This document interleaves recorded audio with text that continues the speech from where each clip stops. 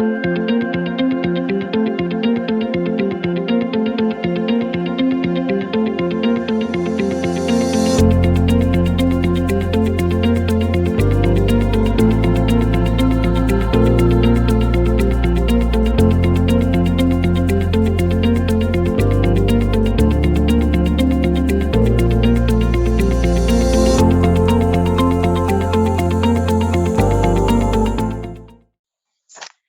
morning.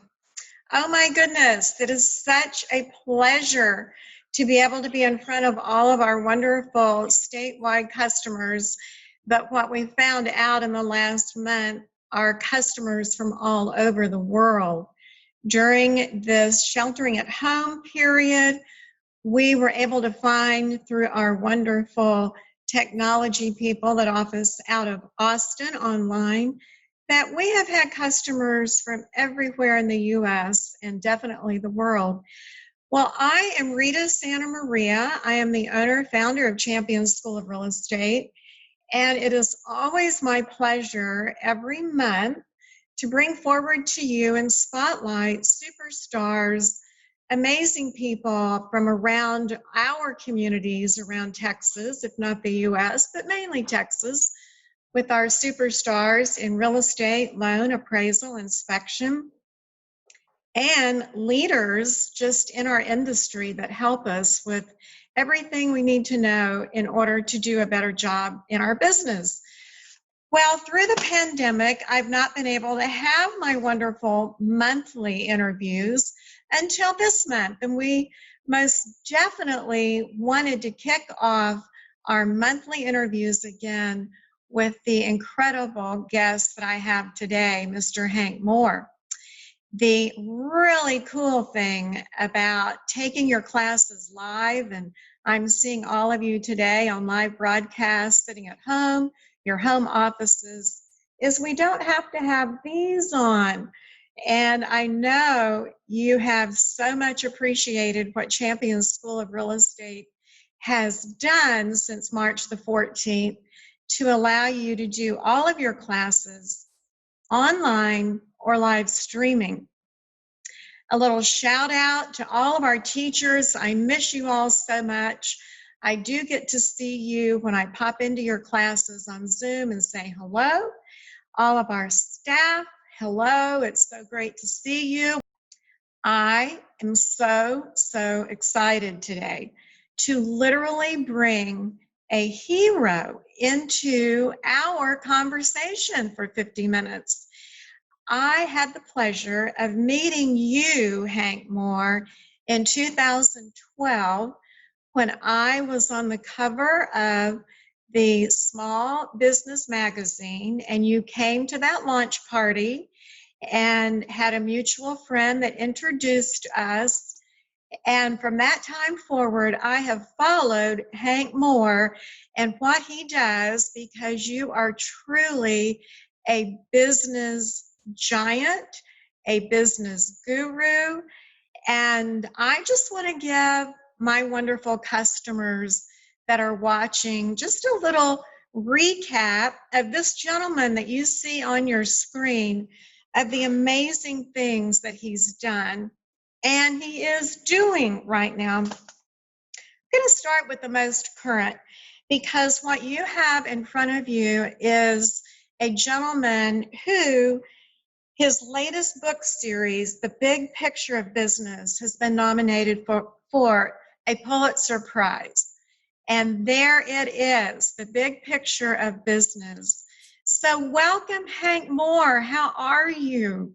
It is a great pleasure to visit with you. This is books 1, 2, and 3. It's a set, and book 4 is coming. It's a trilogy.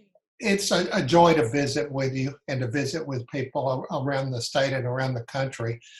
Today, I guess, is some big picture business ideas. I think the real estate community is blessed by being bigger picture than probably most of the other professions that I know. And I've done programs of this nature for accountants and lawyers and bankers and health people, and everyone has technical expertise, But the thing that I love and respect a lot about realtors is you've got the community savvy, you've got the knowledge of the in-depth people skills and the leadership skills, and it's about a whole cornucopia of business skills over and above the techniques of selling or the techniques of staging or the techniques of collaboration, with other professionals, all of which you do, but it's the overall big picture business skills and people skills that make you mega, mega, mega valuable. So hopefully today you'll think of this as a mastery program.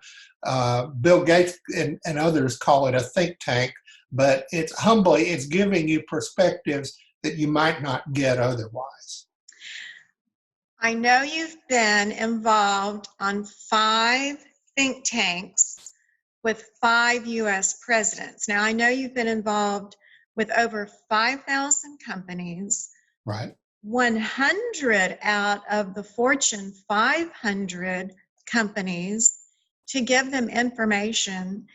I know your business tree book invited the business tree book got you an invitation to speak on the Oprah show. And the other book that Actually, I can't wait the to Oprah get. show was this one. After Business Tree, it was the classic television reference. This is one of my second series. It's an entertainment book. But yeah, I was on the Oprah for this book. That was many years ago. Now, what about the high cost of doing nothing?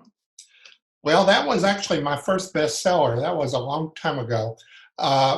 As a business advisor, and I think a lot of the people watching that have business savvy recognize right now, is that when you go in and someone tells you what they think is the problem, is usually not the problem. Sometimes they come with a ready-made solution.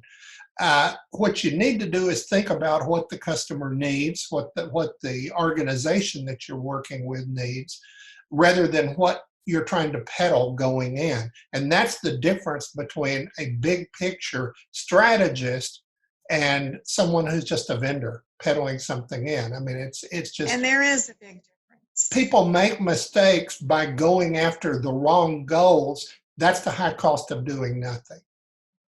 That title alone, I'm sure, has inspired a few people to get on Amazon and find your books. Can they find all of these books on Amazon? Yes. High cost of doing nothing, the business tree, the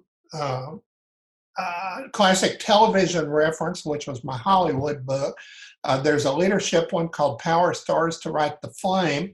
And then there were a couple of others that we all know and love. I wrote a book. My 7th book was Houston Legends, which talked about 2,000 of the community and business leaders in the city over the last 150 years. I actually knew about half of them personally.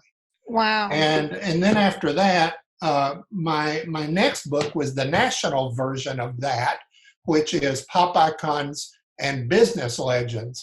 And there on the cover are people that I knew and worked with, including Bill Gates, Walt Disney, Howard Hughes, Burt Bacharach, Steven Spielberg, Lee Iacocca, and others. And then my other,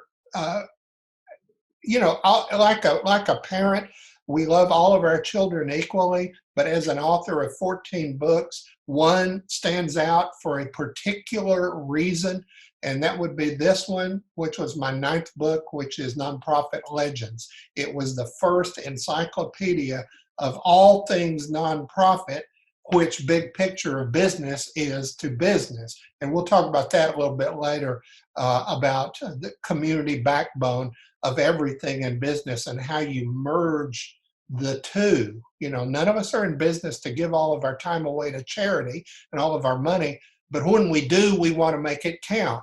And when good businesses are good community leaders, it's good for business, and it's the right thing to do. That's what that book talks about.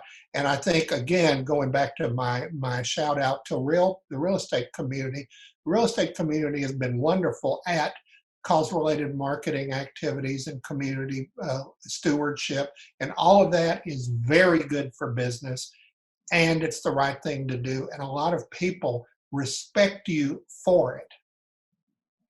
Most definitely in the real estate community, in the real estate business, we know that by giving back, it allows us to get our foot in the door, to meet and greet people, but do a good thing for our communities, while at the same time we're interfacing without it coming across that we are literally knocking on the door asking for business. It's the indirect approach, and it's a really fine approach. It's an excellent approach that we're going to get to in a few minutes. But before we jump into that, I want my wonderful customers to know what a very interesting background you have, because you can understand, listening to Hank right now, that he was inducted into the U.S. Business Hall of Fame. But would you give our students a little bit of information that allowed you to be inducted into the Rock and Roll Hall of Fame? How in the world did that happen? Yeah, and I just got inducted a second time for my big picture business books, because every one of my books has some music content in it. And my 14th book is going to be all music. It's going to be pop music legends. When I started my career, it's what we all start out as. And again, people in the real estate community generally start out in one area, they evolve, and they become really, really wide thinking and very diverse, and they become much more valuable to the marketplace because of the diversity of their career. Well, I started out, actually, I was diversified almost from the very beginning. I started at the tender age of 10 as a radio disc jockey. And I grew up in a little bitty town called Austin, Texas. And the population of Austin, Texas then was 50,000. It was a little town. And the owner of the radio station became my mentor, and her name was Lady Bird Johnson. She and my parents had gone to school at UT Austin in the 1930s, and so our families were friends. And it was always assumed that I'd be part of the family business. So I started working. A brand new TV show had just come on the air called American Bandstand on TV, and starring Dick Clark, who was my first role model, and I wanted to be the Dick Clark of Texas radio. And I was at one time. And I started playing the hit records of all the great stars of the period: Elvis Presley, Fats Domino, the Everly Brothers, Chuck Berry, little knowing that I would meet every one of them. And in the case of Chuck Berry and Elvis Presley, I got to introduce them in concert in later years. But anyway, I wanted to be there and do what Dick Clark was doing nationally on American Bandstand. However, the owner of the radio station called me for breakfast one day in her kitchen and said, she looked at me and cooked me breakfast and said, "You are a visionary. You are a humanitarian. Now grow into the roles." And so what she started doing, and then my other mentor, who was a 24-year-old newscaster working at the radio station named Bill Moyers, turned to me and he said, if you can't take the dirt, you don't understand. You can't go through life as a carbon copy of anyone else. You can like Dick Clark, you can admire him, but you can't be him. And you need to be your own best. And then you need to learn how to be one of a kind. And then if you can't take the dirtiest job and do it better than anyone else, you'll never be management, because being a worker bee was never an option. And the dirtiest job at the radio station was being the public service director. Thus began my love of the nonprofit world. Thus started Nonprofit Legends. And so I learned to make a lot of friends and contacts through the community, as you were saying. Many of them became clients in later years. Many of them became advocates. Many of them I mentored in later years. That's how I met, George Mitchell and I'm a Hog and George R. Brown and all those lovely people that I subsequently wrote about in my seventh book, Houston Legends, which would be that one. Anyway, Moyers and Mrs. Johnson said to me, "Oh, by the way, radio is not our core business." And I said, "Well, I'd never heard that term before. I was 10 years old." And I said, "Well, what is?" And they said, "Washington, D.C. You're working here for if and when LBJ becomes president." Amazing. And so I was mentored. So I went from being a radio disc jockey in my first career to being a White House advisor in my second career. And so 5.5 years into working at the radio station, I was being groomed. Meanwhile, Mrs. Johnson made sure that I got to meet a lot of legends. And so when I was 12 years old, for example, I was in Los Angeles, California, and Mrs. Johnson brought me into a sitting room and said, "A couple of my friends would like to meet you." And I looked and my jaw dropped. Even at age 10, I knew who they were. Sitting at the table, two of her friends that wanted to meet me were Winston Churchill and Eleanor Roosevelt. And they were both very old and they were at the end of their lives back then.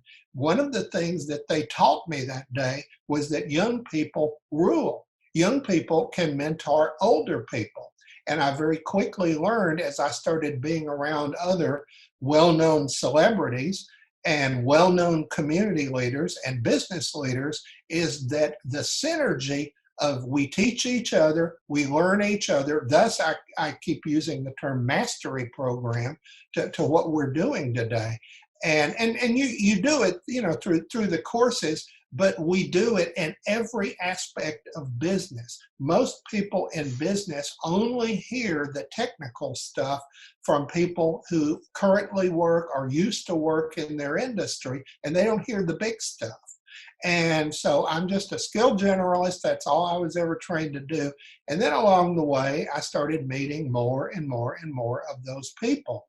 And then during the 5.5 years that LBJ was president, I was the youngest White House advisor. No one ever asked anything about age. No one ever said, "You're just a kid, what do you know?" And my areas of expertise were civil rights, environmental, international trade, and the World's Fair, which we had in San Antonio. And then as the years went by, I went over to working with businesses in the corporate world. Many of the skills that I had learned and developed during that 5.5 years were strategic planning, visioning, community reimagining, high-level leadership skills, learning how to think bigger picture. And that's why I keep using the term, and thus the title of the current business series, which embodies the business tree and embodies the lessons we learned from High Cost of Doing Nothing. In other words, I started out to write an encyclopedia. I started out to write a shelf full of books originally. It didn't start out as one thing here and one thing there. It started out as a body of work. And where did I learn something like that? From the music world. There was an old joke in the music world, about Neil Diamond, and he used to make the joke about himself. He says, "People ask you, why do you keep releasing the same song over and over and over?" He says, "It's a body of work. I keep releasing pieces of it." And then I got wisdom about that from top names in the music world, the Beatles and Frank Sinatra and Carole King and Ella Fitzgerald and on and on and on and on, and most recently Beyonce. And so, you take and you learn from these body of work, long-term career. I never started out to do a job. I started out to build a career and a body of work. And that's my best advice to people listening today is how you take what you're doing and evolve and contribute and leave legacies.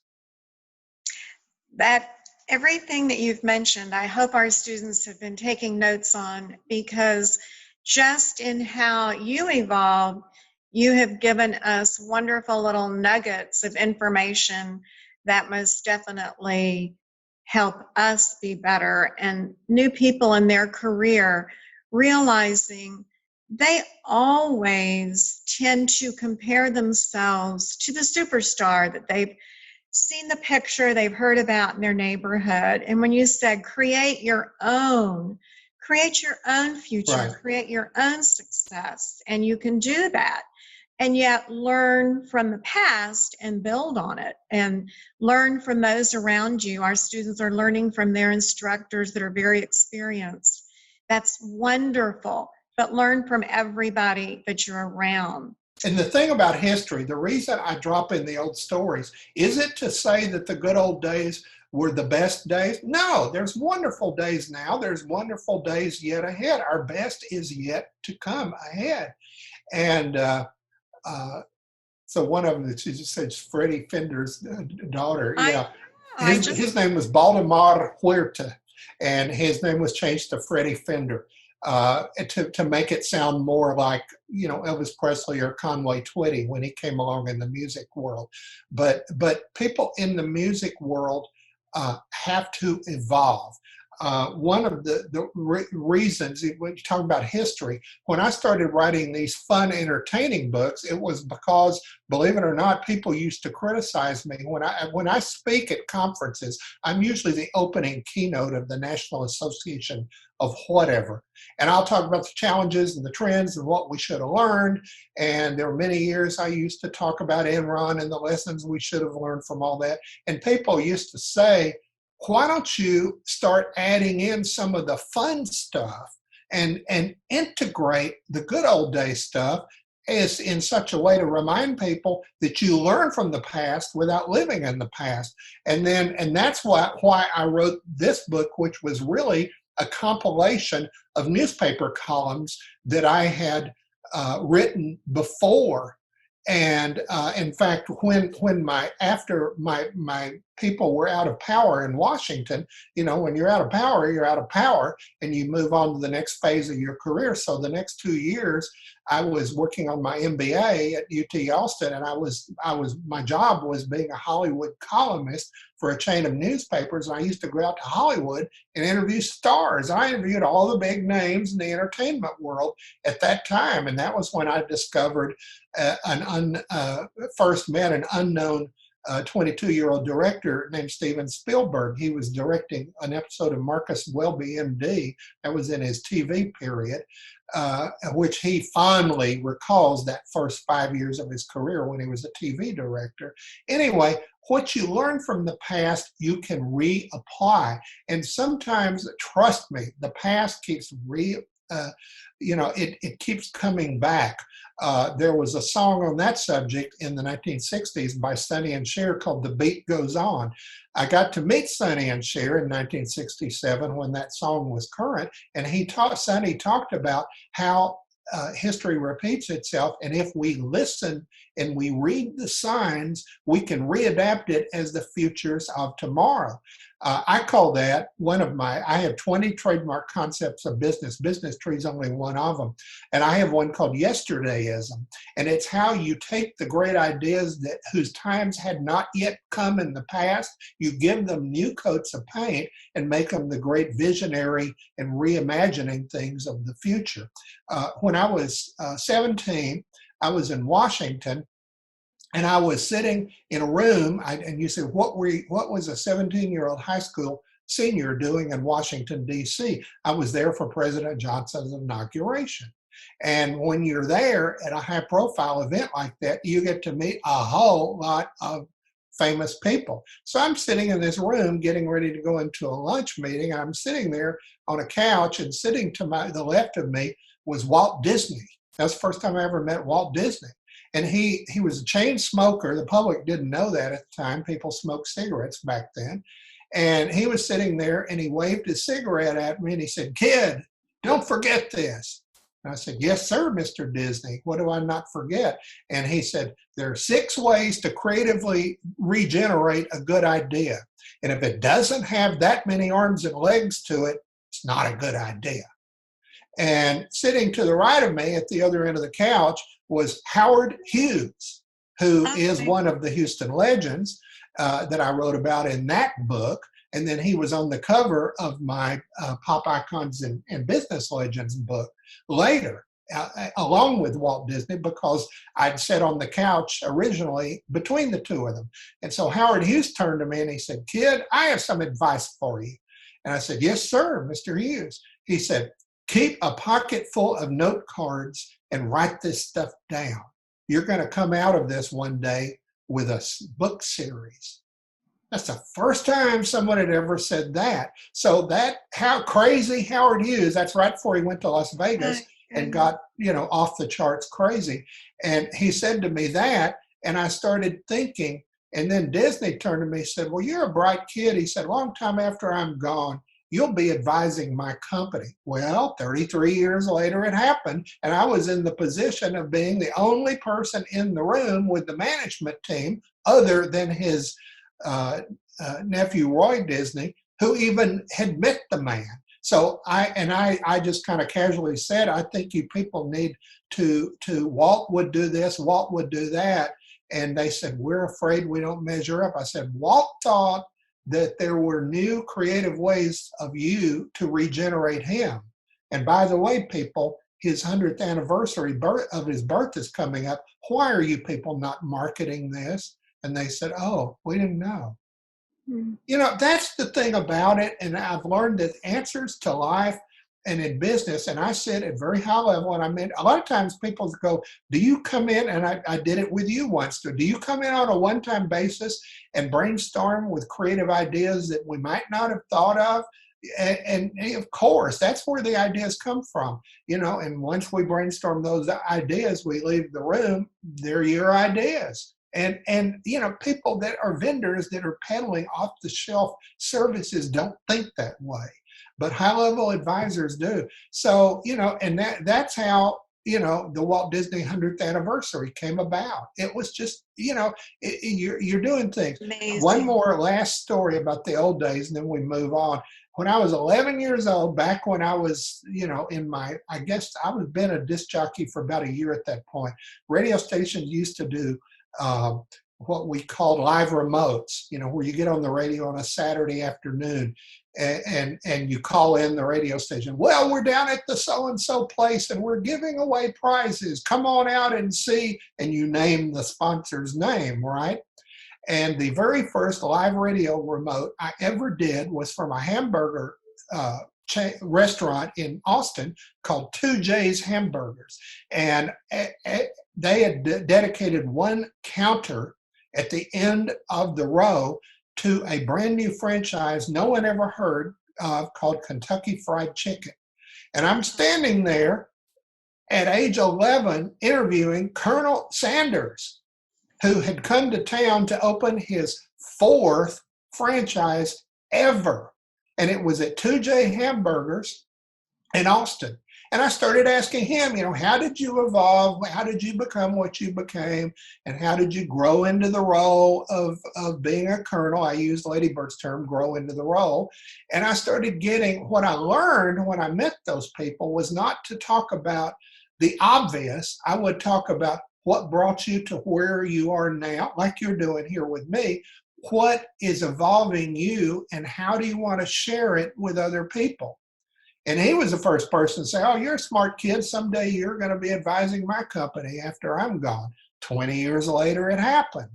And so you meet people along the way, and sometimes you work with them, and sometimes you don't, and you're not sharing your wisdom to make a sale every time. That's the wrong reason. You're sharing it to be sharing. And that's how I learned from some of the other legends I met, was when they give you their time generously, you want to give them your time. And more importantly, you want to give it to younger people. We have 6 generations in the population right now, 5 of whom are in the workforce. I don't think the young kids in Generation Z are working yet, unless they're 10-year-old disc jockeys like you at radio stations. But everyone never forgets their first job. Mine just happened to be one that stuck with me for all of my life. It's just, no, I was not a cashier or a waiter or anything. I was just a radio disc jockey. And then the end of the story about that was when I got inducted in the Rock and Roll Hall of Fame, I'd already been inducted into 3 others for business accomplishments. And when I heard about it, they were going around summarily picking disc jockeys from earlier years who had done creative things. And my creative thing was that I helped create the radio Golden Oldies format. Just because I walked in the radio station one day and my other mentor, Cactus Pryor, said, "Oh, that kid from West Texas, Buddy Holly, his plane just crashed. He was killed. He was an up and coming rock and roller. Would you document that and kind of talk about his legacy and where rock and roll is going moving forward?" I was, and that was February 3rd, 1959. Some people called it the day the music died.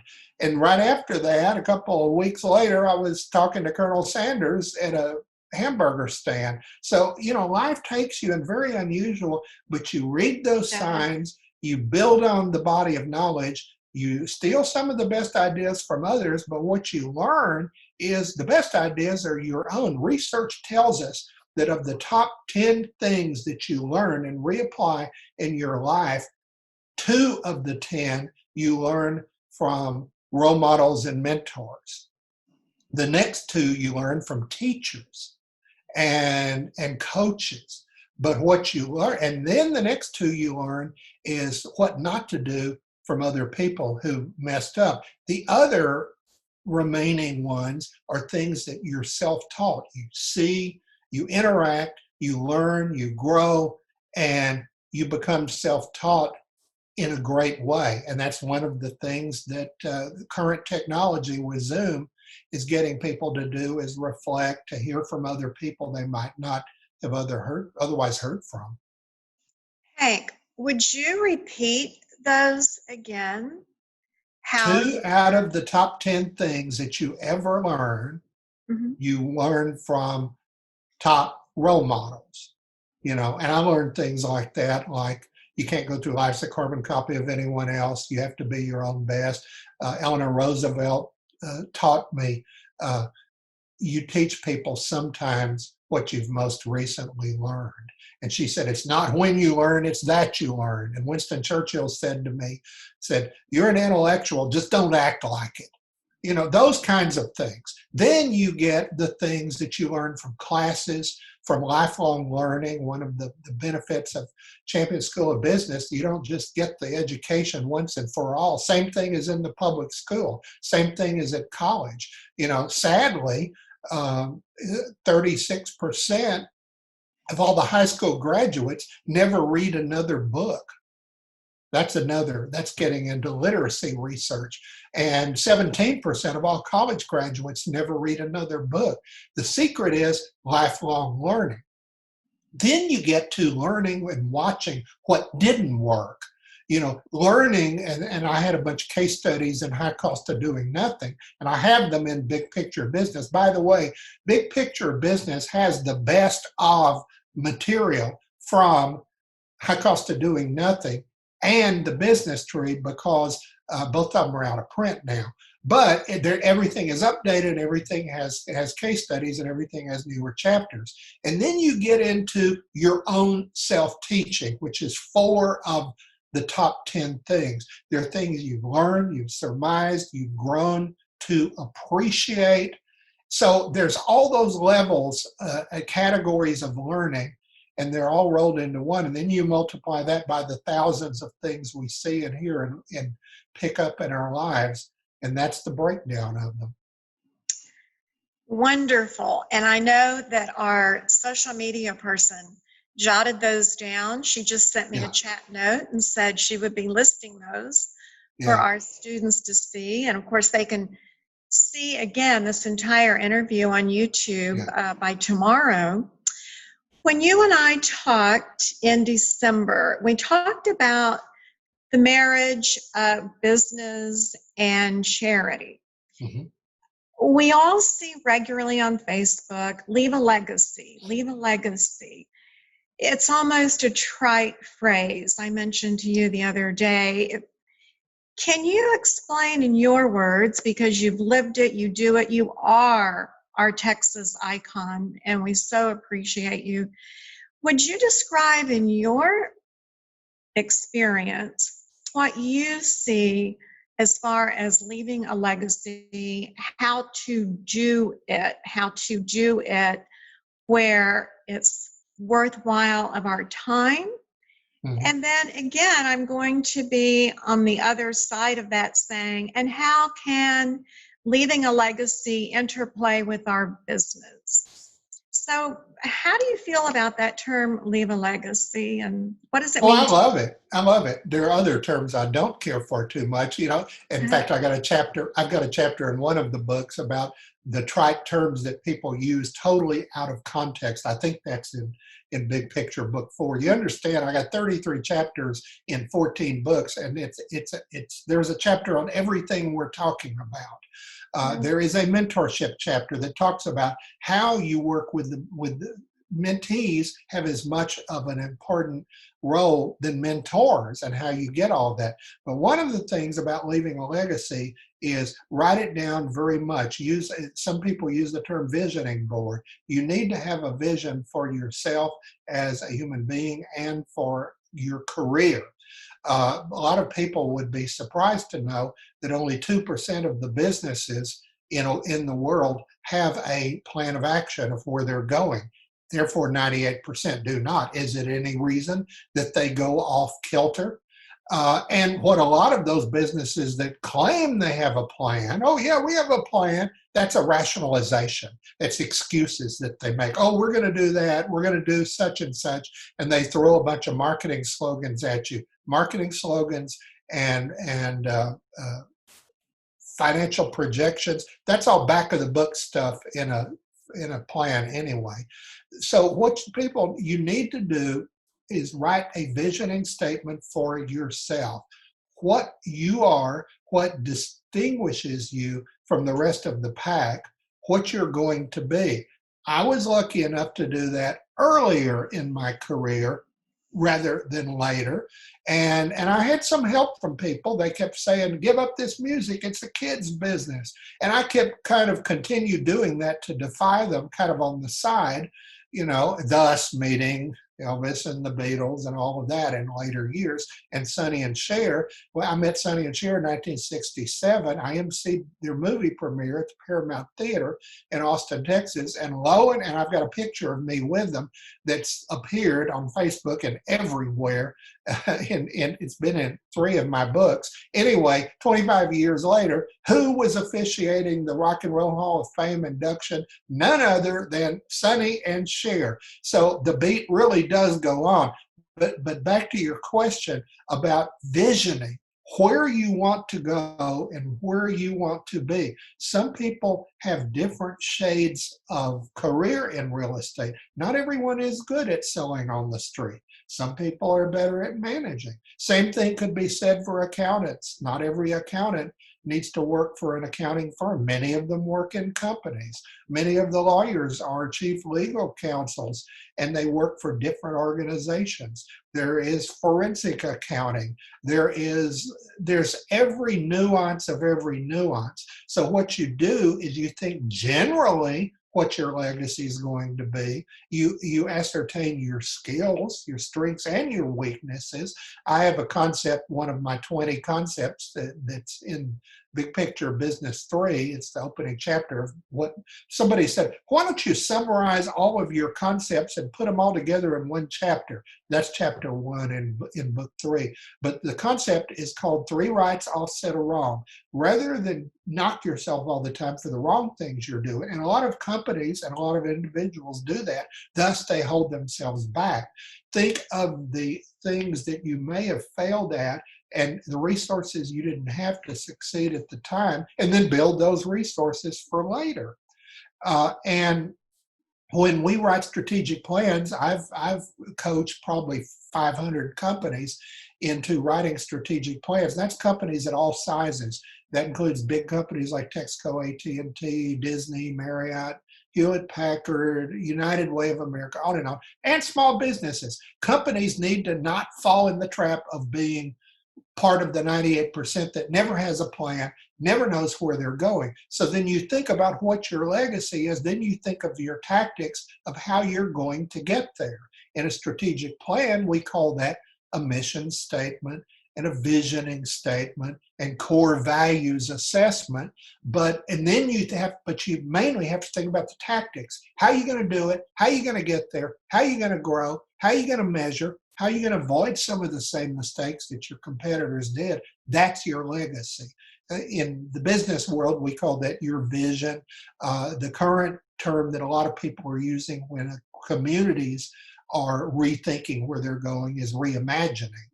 I've had the honor of advising some cities in their city visioning programs. That included Dallas, Phoenix, San Diego, Syracuse, New York. One of the ones that I was really proud of was 21 years ago, I was asked to go up to Littleton, Colorado and work with them after the Columbine shootings. That's the other thing about a legacy, is learn from the current crisis, and whatever that crisis may be it a hurricane, be it whatever. And crises do pass, but you have to plan for the next one. That's part of your legacy. I ask people a lot of times to think about the top things that can beset their business. A lot of companies go under all the time for various reasons, and a lot of times they'll use reasons that are not the real reason. The pandemic itself did not drive every restaurant out of business.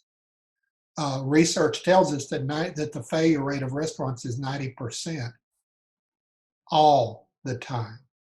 And, so you learn from what didn't work, why, were you in the right business for the right reason?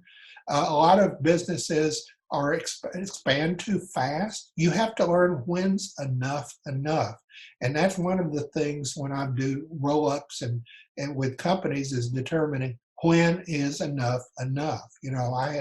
I can think of companies that if they'd only listened to what I was trying to tell them, if they'd listened to what their customers were trying to tell them, they'd still be around, but a lot of them aren't. So the thing about a legacy is what you're going to do, and you're going to stand for something. You don't want to just do a job here and there. You don't want to be thought of as a vendor. That's not one of my favorite terms. I know it's a term that people in the real estate world use, but people want to be thought of as partners, collaborators. One of the topics that I strongly advocate, and there's chapters about it in each of my books, is collaborations, partnering, and joint venturing. It's new and creative ways of working with people that kind of sort of used to be your competitor, but how do you work with them and build something new? There's only 4 ways to build a business of any kind. You sell more customers, you cross-sell existing customers, you create new products and services, or, and this is my favorite, the 4th category, you joint venture with people and create things that don't exist, that didn't exist before. And sometimes they become companies. Kinko's and FedEx did not merge. It's a joint venture. You find new creative ways of putting things together. I said that to Disney when I started working with them in 1998. Roy Disney said, one of our problems is we feel like we have to run every business unit. I said, no. And I said, why in the blazes are you in the retail store business? Why don't you get in the business of licensing the mouse? Licensing your name and likeness, and let other people run the stores and hire the employees and order the inventory and all that stuff. That's beyond your core competency. So that's what happens, and we sometimes have to nicely, going back to Winston Churchill said, don't get too smug about being right all the time. Let them think that they were right originally, and that you're helping bring them back to what they started out to be. A lot of the people I run into in business feel like they've lost their rudder. They're kind of off base. Things aren't what they started out to be. So we sit down and talk about what they start out to be. I've sat with hundreds of CEOs, and I asked them, what are your core values? They don't know. You know, well, ask some of your employees. They can teach you some of the best values. That's leaving a legacy. Let's talk about you as a young man, 16 years old, going to the White House, advising President Johnson, sitting in Lady Bird's kitchen, interfacing with all of these amazing, famous people, icons, including Beyonce, which we didn't get to. But give us your idea, your suggestion of when you're meeting someone for the first time, how do you show that confidence that a Hank Moore has in order to interface with all of these people that we hold, you know, I want to say in high esteem? Yes, Yeah. many of them. Others, they're simply movie stars, famous people. But what about first impression? What is your suggestion on making that good first impression and how to show self-confidence? How do you do that, Hank Moore? Ask them some questions. You know, like you're doing here. I learned in the earlier years not to talk a whole lot. I learned to ask a lot of good questions, not pointed ones. You know, I mean, there's these tired, trite questions. You know, you finding everything you want. You know, how was the food? Well, the research tells us that 60% of the reason people go into restaurants is for non-food reasons. It's for ambiance, etc. Anyway, and there's a chapter in one of the books about that, all the tired, trite expressions, beginning with my most hated business term, which is solutions. That's a vendor term. Someone's trying to peddle you what they're trying to sell, not to listen to you about what you need. So the first, and hey, we all don't think we measure up. We all need to share with people that, hey, this is a good learning thing. What do you think about this? What do you think about that? People want to be asked experts. I met one of the first famous people. In fact, President Johnson had this adage he used to say to me. He said, well, you always start at the top. So, and then you determine if you've measured up to the occasion. And so I was sitting there one Saturday afternoon. I was 10 years old. I'd been working at that radio station a couple of months, and I was still nervous. It was one of the first times I was turned loose on the board, you know, running the equipment, the turntables, etc. And the door swings open, and I looked down and I saw this army fatigues soldier walking in.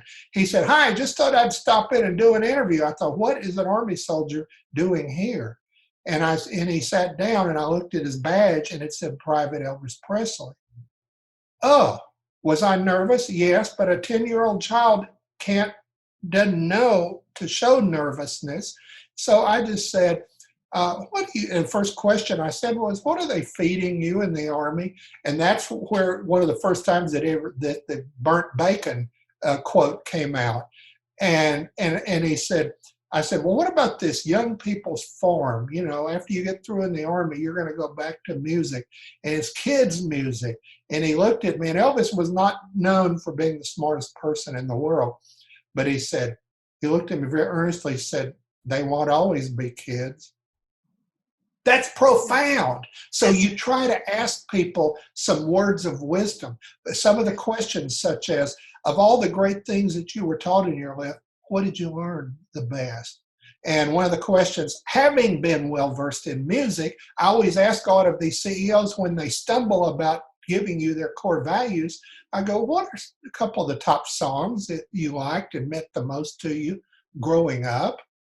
And they'll say, oh, well, so-and-so had this song, you know, the Beatles had this song that this. So then I turn around and I regurgitate what they just told me in business lingo, sounding like a mission statement in a strategic plan. You can't do that, you know, unless you've done it a few hundred times. But I'll do that at conferences. I'll ask people to shout out comments, and then I'll say, well, it sounds to me like your vision statement really should be blah, blah, blah. So the point is that you try to listen, you try to articulate with them. You're not the only person selling solutions. You're selling the ability to adapt what they're doing.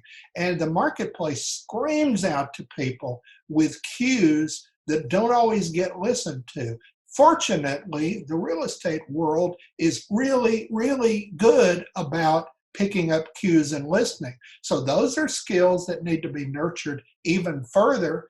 And those are skills that need to be taught to the associates that you work with. Please don't call them vendors, but people that you're going to be working with, so that they have all the way down the chain, to use another term that's currently being thrown around in is supply chain management. I just wrote a chapter about that. People ask, what did you do during the pandemic?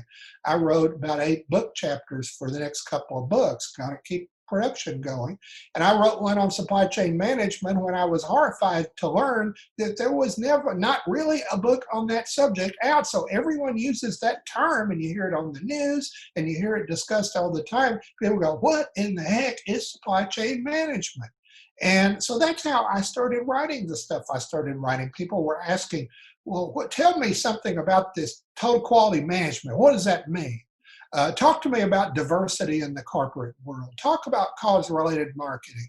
Talk about this. Talk about that. That's how a lot of the writing started, was to inform and enlighten very smart people of what new perspectives on those same terms were. When I was working on Nonprofit Legends, I was horrified and surprised to learn that no one had ever written a history of public television. So I thought, fine, I'll do it. So I wrote a chapter on that subject. That's nonprofit.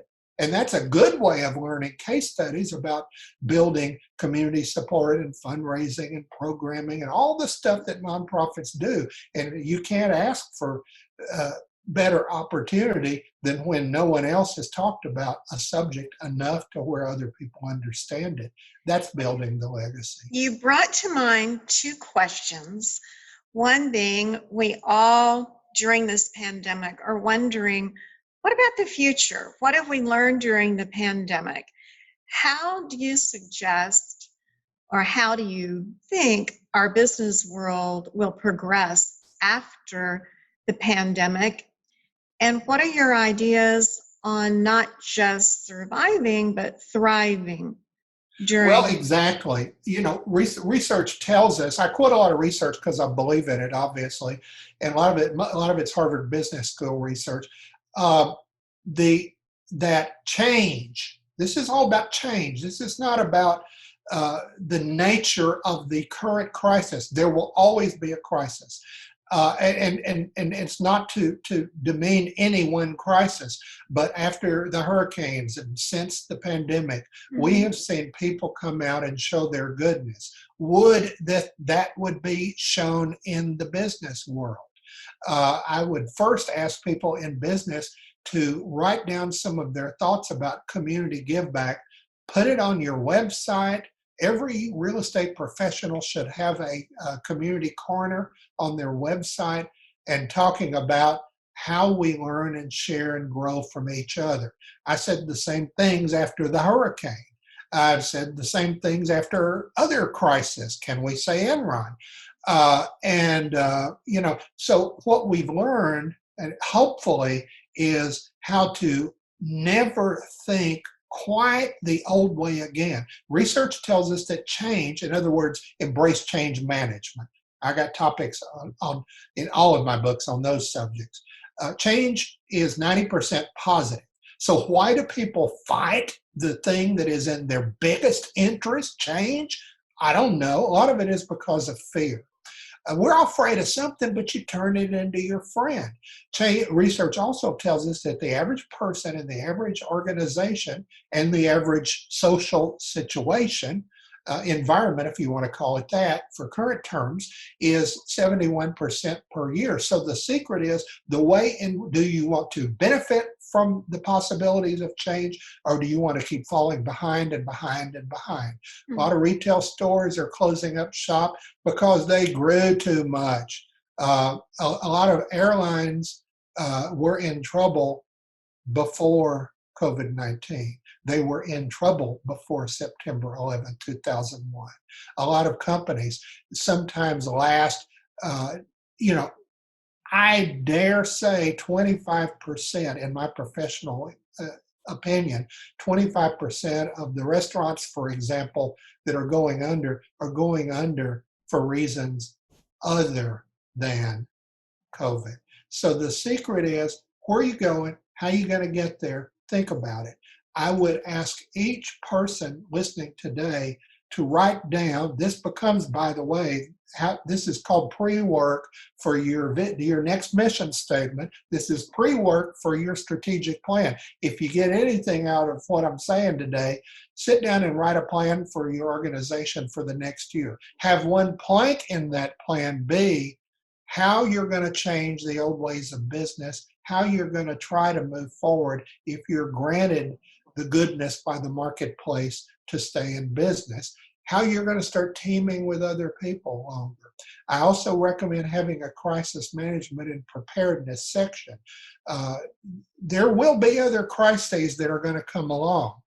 And the secret is do you write the crisis or do you fall victim to it? Research tells us that 85% of the time when companies plan for the next pandemic, the next economic recession, and they do come. I've been predicting an economic recession for 10 years, but people didn't want to hear it. But small business, by the way, did a better job of staving it off than the bigger corporations. But anyway, the secret is, where are you going? Where are you going to go next? Write it down. And for individuals in the world, think of this as your annual report to your shareholders and your stakeholders.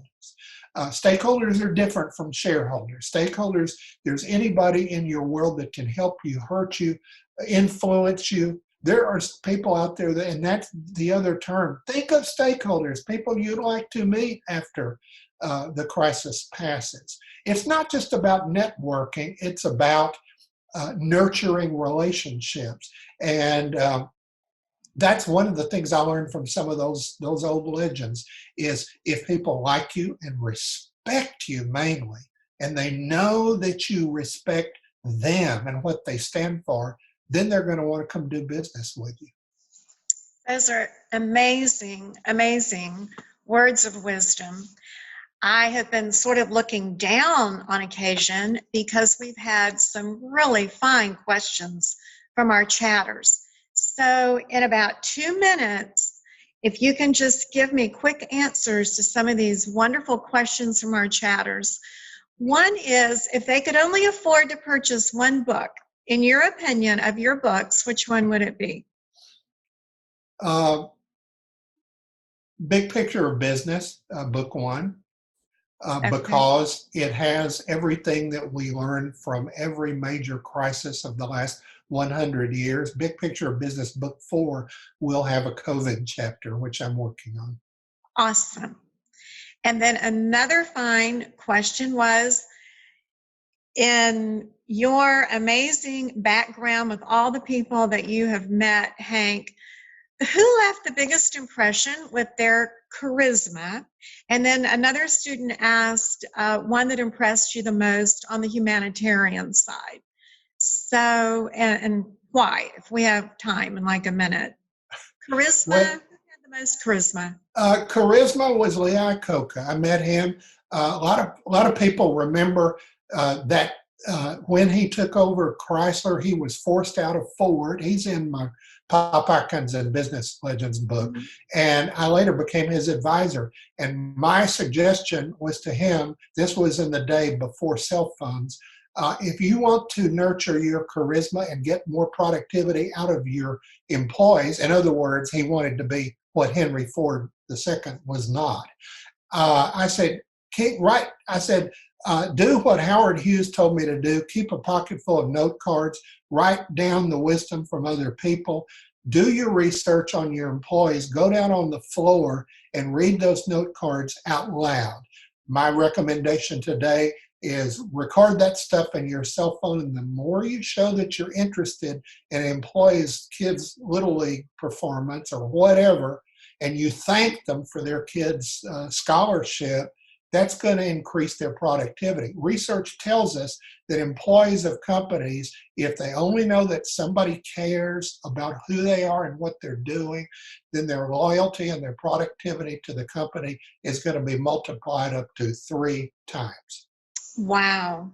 Amazing. And then as far as the humanitarian, um, it would have to be Lady Bird, because she kept at it as the years went by. And then in later years, she said to me, well, you're the last of the old timers. You're going to have to carry on for the rest of us.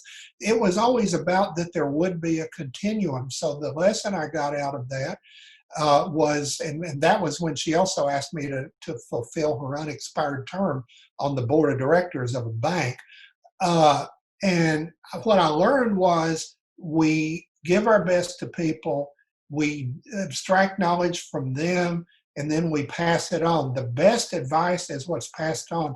And my final part of that is, the best and smartest are some of these young kids that are out there. I occasionally meet kids and I'll go, well, I used to be one of you, but, the first 35 years of my career, I was the whiz kid.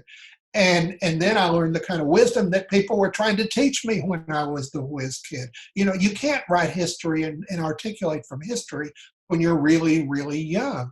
And I mean, it took me, 40 years to write Houston Legends, after Mrs. Gus Wortham told me one day, someday you're going to write the definitive history. Don't forget me. How could anyone forget her? I just was a young kid. I was 26. I couldn't write history at the time. So that's where you learn. You pick up, and some of the best wisdom, and my concluding comment is the wisdom we share with others if we just simply do it. Well, Hank Moore, we have absolutely learned so many wonderful nuggets of wisdom. We absolutely are thrilled that you are a friend of Champion School of Real Estate. And yes, I am so happy that a few years ago, I invited you to come into my office, and we just sat down and just threw out ideas and talked and just got to really know each other a little more, and you gave me some wonderful suggestions. And part of it was to nurture business beyond the current business model. And that's happened. And now that we have this Zoom technology, there are new things we can be doing. We can create sophisticated mastery programs that go into the bigger stuff. And so there's a lot of opportunities out there. And hopefully the next time I see you, when you're back in the studio, we'll be back in the studio. So it was nice to help do this format and talk about things, and we'll talk about more next time. You are such an icon. We are so happy in real estate that we get to know you and appreciate everything that you bring forward to us. Thank you for today, for doing this for our Champions customers. And I always want to make sure everybody knows that all of our amazing superstars are in our book. We are going to have a chapter in volume 3 on Hank Moore with all of his amazing thoughts. And the big picture of business trilogy. We are thrilled. We feel like a part of your being honored to you're on the dedication page in all these books anyway. So, you're one of the visionaries. But I encourage people, research also tells us 97% of the people that say they're going on Amazon never do. They don't read.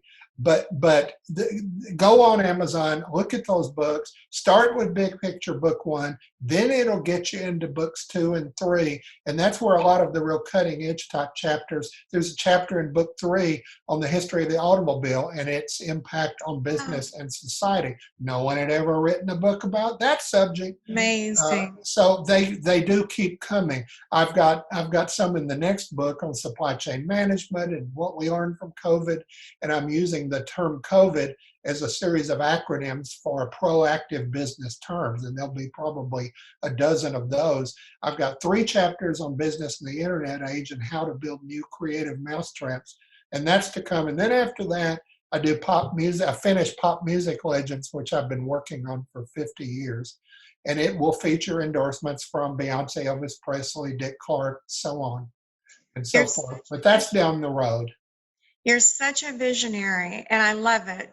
I mean, like myself, you are just going to keep rocking and rolling for sure. And I'm going to say goodbye to our students with just a final word that I love to do when I walk into your classes, and that is to say, without your business, we don't have one. I thank you from the bottom of my heart for giving your business to Champion School of Real Estate, choosing to be a champion, and to all of our team members from the day that our governor decided that we should be sheltering in place. The very next day, because of our planning, we were good to go with live streaming. We've always had our wonderful live streaming and our outstanding online. But thank you for your business. Thank you to our president, Kimberly Didelowitz, for all of your great leadership, all of our managers, all of our team members. Most importantly today, thank you, Hank Moore. You are a legend. And we so admire and appreciate you for being here today. I'm so happy to be your champion. Until next time. Until next time. Bye-bye, everyone. Thank you again.